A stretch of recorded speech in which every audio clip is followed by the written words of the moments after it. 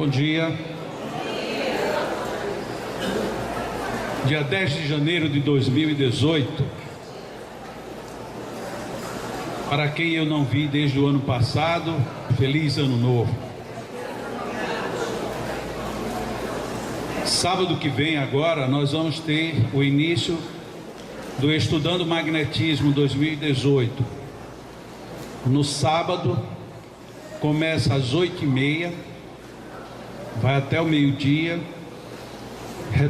retorna às 2h e vai até às 5h30 da tarde. No domingo é de 8h30 ao meio-dia. Terça, quarta, quinta e sexta-feira será das 8 da noite às 9h30. E aí o outro sábado e domingo do mesmo jeito que o primeiro sábado e domingo. Ainda tem vagas. As inscrições aqui, quem quiser fazer, é só fazer com Fernando naquele primeiro birô. Ou então entrar no site jacomelo.com e lá tem os dados para fazer depósito bancário e mandar o comprovante. Qualquer pessoa pode fazer, mas é óbvio que quanto mais conhecimento prévio a pessoa tiver, melhor será. Mas nada será inacessível ou misterioso. Então é um estudo em que nós passamos o máximo possível de teoria e prática na aplicação de passes magnéticos. Este encontro acontece todos os anos no mês de janeiro. A partir deste ano é que vão ser apenas 2 finais de semana e 4 noites da semana. Isto porque mais da metade do público que vem participar vem de outros estados e, como já aconteceu em alguns anos, até de outros países. Para quem vem de longe, ficar aqui 3 finais de semana, como era o modelo antigo, é muito dispendioso. Então, por isso que a partir deste ano vão ser 2 finais de semana e 4 noites.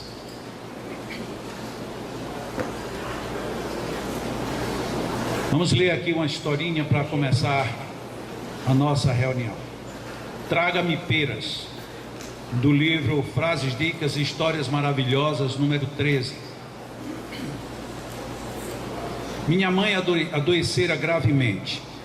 Apesar dos esforços médicos, a doença avançava e nossas esperanças diminuíam a cada dia. Era uma sensação muito estranha ver Dona Manuela presa a um leito de hospital. Justo ela, sempre tão ativa e presente em nossa família, mas a passos rápidos saía de cena. Quando percebi que sua partida era iminente, aproximei-me do leito com a intenção de falar-lhe aos ouvidos. Desejava saber se ela queria fazer-me algum pedido, um último pedido. E ela o fez, dizendo com muita dificuldade e seus lábios sussurrando: filho, traga-me peras, por favor. Peras? Indaguei surpreso. Isso mesmo, peras argentinas. Pedido de mãe não se discute. Embora sem entender o estranho desejo, saí à procura da fruta. Levei algum tempo até encontrar as argentinas e voltei depressa. Eram 9 horas da noite quando entrei no quarto com a sua encomenda. Mãe, trouxe as frutas que a senhora pediu. Quer que eu as descasque? Não, filho. Chame o seu pai. Mas por que chamá-lo? Eu mesmo posso lhe servir. Chame-o para comer. Pediu-me as frutas para ele? Perguntei espantado. Sim, filho. Seu pai está com problemas nos dentes e as peras argentinas são macias. Chama ele, filho. Chama. No dia seguinte, logo pela manhã, Dona Manuela partiu. Deixou muitas saudades e a lição das peras, dentre muitas outras, que guardo em meu coração. Dr. José Carlos de Luca. Agora de manhã, estava sendo distribuído aí embaixo uma mensagem chamada O Egoísmo. Que interessante. Aí a gente abre para ler uma mensagem que é o anti-egoísmo. Alguém pode me perguntar, como muitas vezes já me perguntaram: você é espírita? Eu digo: sou espírita, sim, desde menino, porque quando eu nasci numa casa espírita, meus pais já eram espíritas. Não, mas você só se preocupa com magnetismo. Eu disse: não, o magnetismo é um dos links do espiritismo. Ah, mas o espiritismo não está aí para curar. Mas o espiritismo não veio reviver Jesus? Se ele veio reviver Jesus, e Jesus curava, então as curas que ele fazia servia de quê? Não, mas que todo mundo que é curado, mais cedo ou mais tarde vai morrer. Eu digo: então quer dizer que todo mundo que tiver uma dor, se a gente raciocinar que mais cedo ou mais tarde a dor vai passar, mais cedo ou mais tarde a gripe vai desaparecer, mais cedo ou mais tarde, será que isso vai resolver as nossas dificuldades? Será que eu estarei sendo de fato espírita, desprezando a dor do outro? Não, mas você não pode se preocupar só com a dor física. Claro que não. Mas muitas vezes, se você não cuida da dor física, como é que você pode passar a informação subjetiva de que a sua preocupação é com algo mais forte, mais firme, mais sustentável, como a reforma moral?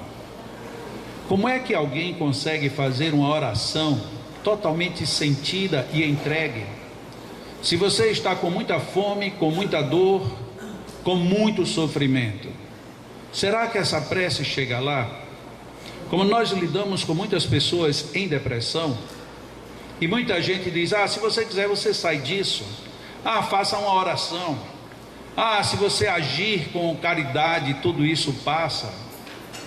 A pergunta que não se faz é: alguém em profunda depressão consegue rezar? Consegue pensar em si mesmo? Consegue pensar no outro?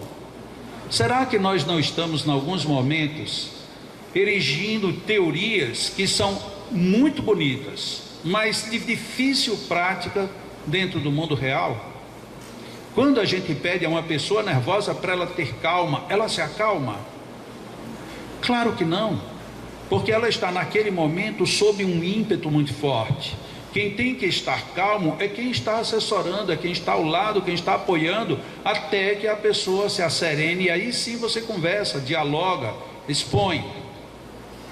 O que isso tem a ver com a nossa história das peras para o seu pai que está com problema de dentes? É quando a gente, em vez de se preocupar com a vida do outro, a gente passa a se preocupar com o outro, ou até melhor, a gente passa a se ocupar do outro, dar-lhe soluções, dar-lhe o apoio, fazer os encaminhamentos devidos, usar a rede de apoio que a gente tem lateralmente para muitas vezes dar o suporte suficiente para aquele que está precisando, e assim sucessivamente. Quantas vezes a gente encontra pessoas que até mesmo por uma posição facial parece que está rindo 24 horas por dia, e na realidade está carregando muitas dores. Conheci uma senhora desse tipo. Todas as vezes que a gente olha para ela, mesmo ela séria, ela parecia que estava rindo. E um dia, conversando com ela, numa época em que lá na Federação Espírita do Estado do Rio Grande do Norte, eu fazia uma espécie de diálogo fraterno, na época não existia esses nomes, e eu ia nas terças-feiras só para dialogar com as pessoas que queriam conversar sobre quaisquer assuntos. De uma certa forma era quase que uma psicoterapia, ou poderia até dizer uma psicanálise intuitiva. Um dia me chega essa senhora lá, eu digo: oi, coisa boa, você veio para cá para me substituir? Ele disse: não, eu vim conversar com você. Me pois não, e qual é o problema? Ele disse: já que você não sabe como é difícil a pessoa ser como eu sou. E eu me espantei: como? Todo mundo acha que eu estou feliz, porque eu estou rindo o tempo todo, só que eu não estou rindo agora mesmo, eu estou de cara fechada. Mas você me vê de cara amarrada? Não, estou vendo você sorrindo. Pois é, o meu rosto mostra que eu estou sempre sorrindo, mas lá por dentro eu estou sofrendo. E as pessoas me veem sorrindo e simplesmente desabafam tudo e querem que eu dê a solução, porque todo mundo diz: como é que você passar por tudo que você passa, você continua sorrindo e feliz? E ela dizia: mas eu não estou sorrindo. Mas claro que você está, porque ela demonstrava estar sorrindo quando na realidade ela não estava. Mas a gente não se ocupa do outro, a gente gera clichês. Fulano é muito cara amarrada, fulano é muito isso, fulano é muito aquilo, fulano é desse jeito, e a gente faz um clichê e perde a noção da realidade. Quantos de nossos colegas, amigos de infância, a gente ficou com imagens dessas pessoas daquela época e a gente encontra anos depois. E quando a gente encontra, a gente diz: nossa, como você mudou. E a pessoa diz: não, eu não mudei, eu sou eu mesmo. Não, mas você está mais velho, está mais gordo, está mais magro, está cabelo branco, está sem cabelo, sei lá o quê. Sim, mas eu sou o mesmo. Não, você não é o mesmo, porque quando a gente dizia naquela época que você tinha mudado, você ficava com raiva. Eu disse: agora você mudou e você nem está aí. Sim, mas a gente cresce. Ah, mas eu me lembro de você quando... Sim, então você não se lembra mais de mim. Essa era uma outra pessoa, porque eu era uma outra pessoa. Aí a gente começa a não aceitar. Diz: nossa, o tempo muda muito as pessoas. Sim, muda no sentido em que nós nos aceitamos na mudança, ou que nós mesmos provocamos a mudança dentro das nossas vidas. Quantas vezes a gente tem tanta dificuldade para superar determinadas circunstâncias? E por outro lado, quantas vezes coisas extremamente insignificantes promovem grandes transformações em nós mesmos? Essa história dessa mãe, Manuela, é muito rica, porque não foi o fato de que ela estava para morrer e que se lembrou do marido, que algumas pessoas podem, no primeiro momento, lendo essa história, diz: mais uma história machista, em que a mulher morre se sacrificando pelo marido. Uma pessoa com uma visão mais romântica vai dizer: que história linda. A pessoa mesmo nos últimos dias, nos últimos momentos, se envolve emocionalmente com aquela criatura que ela ama tanto. Onde é que está o sentido mais profundo da história? Dentro do sentido que nós colocamos dentro de nós mesmos. A história nem é bonita, nem é feia, nem é rica, nem é pobre. A história é a história que nós conseguimos interagir com ela. Ela me envolve, a mim me comove, porque é tão lindo essa situação em que você, não importa em que momento esteja, você se lembra do outro e vive o outro, participa da vida do outro. Porque às vezes a gente quer apenas domesticar o outro, doutrinar o outro por rédeas. Na realidade, o grande exemplo da vida é de que nós temos liberdade plena. Foi ela quem nos deu a vida que vem de Deus. E se nós já ganhamos isso no nascimento, a plena liberdade, por que não sabemos lidar com isso em relação ao outro? Simplesmente porque somos egoístas. Ainda preferimos barganhar Deus, pedindo que nos dê mais 2, 3 dias de vida, a nos lembrarmos que na pouca vida que nós temos, deveríamos cuidar dos dentes daquele que já está com dores, porque já não consegue se alimentar de tudo o que gosta. Como a vida é rica, como nós recebemos a cada instante oportunidades e grandes reflexões. Tem muita gente vivendo férias, mas tem muita gente preocupada sem férias, porque você viu como está Natal? Nós vamos ter o curso agora esse final de semana. Algumas pessoas desistiram de vir. Por quê? Porque vocês viram como está Natal? Então quer dizer, quem vá, que corra o risco e, se possível, sofra todas as admoestações da falta de uma polícia. Mas será que quando a polícia está ativa, a gente é tão condescendente com ela? Como é que a gente tem olho para aquele que cuida da nossa segurança? É um funcionário nosso porque é público? É um funcionário nosso porque contratamos? Ou é uma pessoa que está expondo a sua própria vida em risco para poder ter o sustento para a sua família, e do outro lado, com a nossa, nós termos um pouco mais de sossego? Até que ponto nós somos egoístas? E até que ponto nós estamos dispostos a ir buscar o que nós precisamos?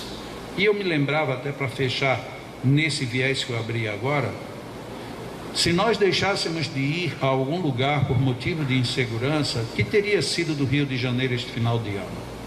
Porque atualmente é a cidade mais insegura, talvez, do mundo, só não perdendo para aquelas que estão em guerra.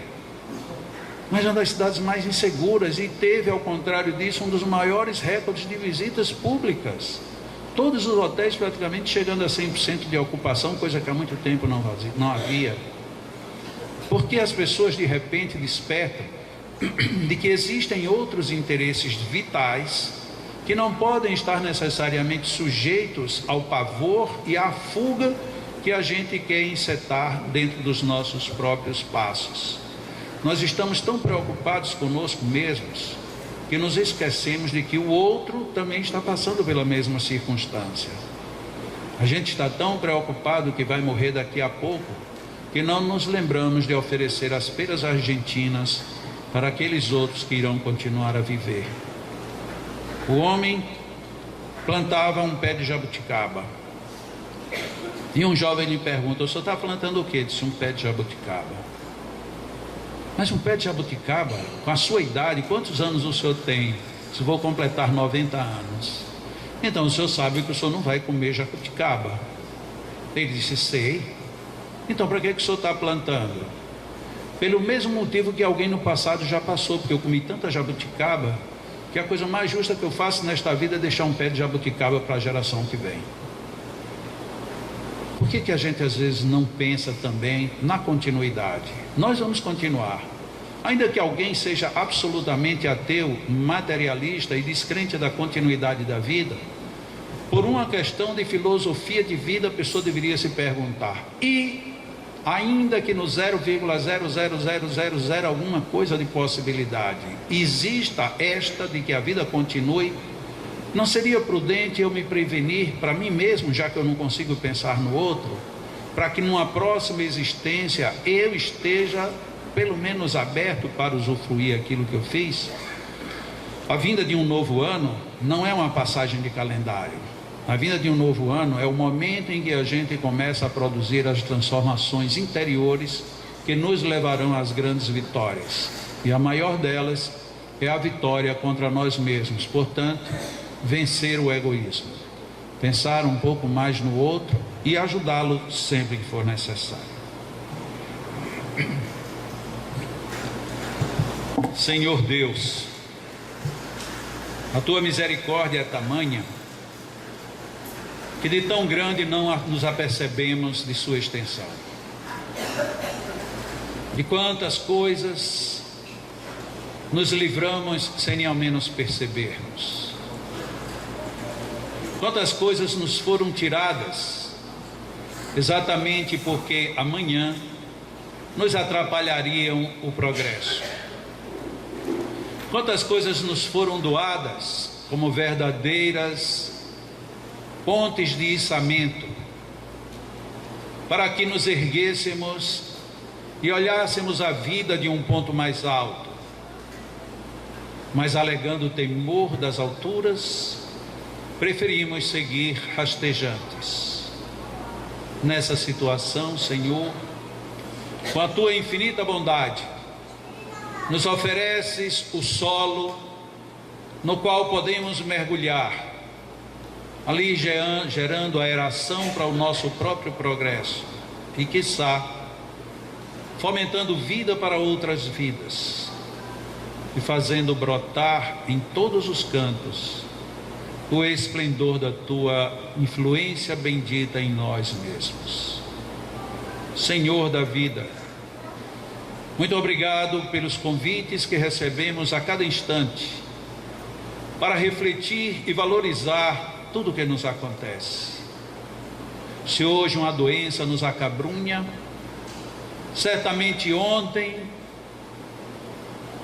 tenhamos claudicado pelos excessos que a própria saúde às vezes nos permite. Não aceitamos isto como castigo, mas como a verificação de que quando não fazemos tudo aquilo que nos compete, não merecemos a nota de adorno, não por punição ou castigo, mas porque simplesmente não a merecemos. A dor, o sofrimento, a enfermidade, a saudade, os movimentos da alma, todos, enfim, são respostas como as imagens que vislumbramos nos espelhos. São os cenários para os quais direcionamos os nossos olhos. Quando vemos muitas coisas ruins, é que talvez estejamos precisando mudar o ângulo de referência. Quando deixamos de perceber a tua presença, a influência do bem em nossas vidas, quizá tenhamos repetido palavras, mas orado muito pouco. E quando a dor não cede mesmo ante os mais violentos medicamentos, de certo que ela nos convida a descobrirmos dentro de nossa própria alma a matriz daquela sensação, nos levando assim aos recônditos da vida e da alma, a encontrarmos as bases que precisamos reerguer para vencer-lhes as estruturas. Amigos espirituais, anjos guardiões, espíritos protetores da onda do bem, todos aqui estamos abertos para receber-lhes os melhores fluidos e as mais poderosas energias. Emanações de paz e de harmonia existem em todos os lugares, mas aqui sabemos, existem numa potência ainda mais ampla. Cabe, portanto, a cada um de nós a sintonia melhor com tudo isto, a fim de que saiamos daqui hoje mais fortalecidos, revigorados psiquicamente, espiritualmente, moralmente e fisicamente. Obrigado, meu anjo protetor, porque tu me mostras os caminhos e sempre quando eu falho, voltas a insistir para que eu siga melhor. Te peço que me deis um pouco mais de atenção e sabedoria, para que eu possa caminhar com mais segurança, levando em frente a missão não que me impuseram, mas as tarefas que eu mesmo escolhi para a minha existência. Dá-me, Senhor, a sabedoria de reconhecer que tudo que me envolve, de certa forma, ou me convida a corrigendas, ou me impulsiona na perseverança e no bom ânimo. Que tenhamos em Ti vida maior, a gratidão expressa nos nossos sentimentos mais profundos, e que vivamos na grandiosidade que do alto vem, junto com as energias do mundo espiritual. Os nossos magnetizadores também nos magnetizam de forma coletiva, doando-nos não apenas fluidos, mas favorecendo para que os nossos psiquismos bebam dessas fontes maravilhosas que promovem renovação espiritual, que promovem bom ânimo e disposição para as vitórias que nos aguardam. O bem é o bem maior, ele não está preso em nenhuma cela, em nenhuma gaiola, não está hermeticamente fechado para o acesso de poucos. O bem está aberto a todos nós, como Jesus que nos afirmou: eu vos dou a minha paz, e a minha paz eu vos deixo. Aproveitemos tudo isto, está para qualquer um de nós, mesmo para aqueles que ainda duvidamos um pouco do bem que Ele nos trouxe, mas especialmente para aqueles que aceitamos com grandiosidade o benefício que nos faz viver estas vibrações. Inspiremos profundamente, retenhamos um pouco estas energias e expiremos com gratidão. Deixemos-nos envolver por estes fluidos. Aproveitemos este ambiente e esta ambiência. Estejamos bem conosco mesmos. Gostemos de nós, nos amemos, mas de verdade, de tal maneira que o nosso alto amor se exteriorize em direção ao próximo e deste rumo a Deus. Deixemos-nos nos envolver por toda esta onda e guardemos tudo isto da melhor maneira em nossas almas. Nossos magnetizadores vão magnetizar nossas águas e nós continuaremos absorvendo estas energias em estado de oração, confiantes de que Deus está com todos nós, que a vida nos favorece a todos nós e que só nos resta aproveitarmos vivendo com intensa harmonia e felicidade a vida que nos foi dada, a vida que nós temos. Continuemos em oração e agradecidos a Deus por tudo. Que assim seja.